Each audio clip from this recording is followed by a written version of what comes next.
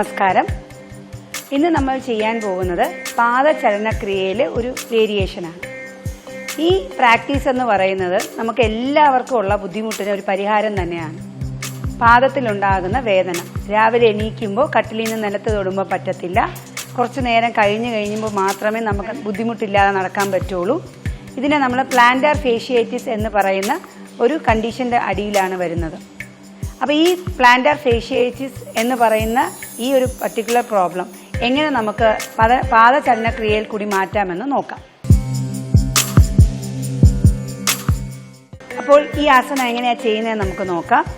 മുട്ടുകൾ മടക്കി വെച്ച് നിങ്ങളുടെ കാലിൻ്റെ വിരലുകൾ തറയിൽ കുത്തി വെച്ചിരിക്കുക.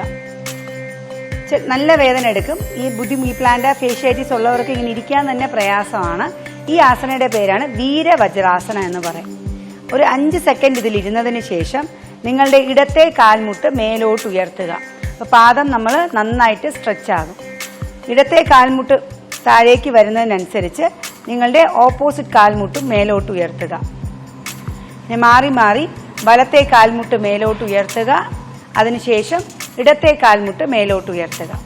ഇങ്ങനെ മാറി മാറി 2 കാലുകളും മുകളിലോട്ടും താഴോട്ടുമായിട്ട് മൂവ് ചെയ്തിട്ടേ ഇരിക്കണം. ഇതാണ് പാദചലനക്രിയ. ഒരു 10 പ്രാവശ്യം ചെയ്തതിന് ശേഷം വളരെ കംഫർട്ടബിൾ ആയിട്ടുള്ള പോസ്റ്ററിൽ വന്ന് കാലുകൾ നീട്ടി വെച്ച് റിലാക്സ് ചെയ്തിരിക്കാവുന്നതാണ്. ഈ ഒരു പോസ്റ്റർ ചെയ്ത് കഴിയുമ്പോൾ തന്നെ നമ്മളെ പാദത്തിലുള്ള നല്ലൊരു ഹെവി ആയിട്ടുള്ള വെയിറ്റ് മാറി നല്ല ഫ്രീ ആയതുപോലെ നമുക്ക് ഫീൽ ആകും. ഇങ്ങനെ ഒരു അഡീഷണൽ ആയിട്ടൊരു ടിപ്പും കൂടെ ഞാൻ പറഞ്ഞു തരാം. ചെറിയ ഇളം ചൂടുവെള്ളത്തിലും കൂടെ കാല് മുക്കി വെച്ചിരിക്കുന്നത് ഈ ഒരു അവസ്ഥയ്ക്ക് വളരെയധികം ഗുണപ്രദം ചെയ്യും. റെഗുലറായിട്ട് പ്രാക്ടീസ് ചെയ്യുക. നന്ദി, നമസ്കാരം.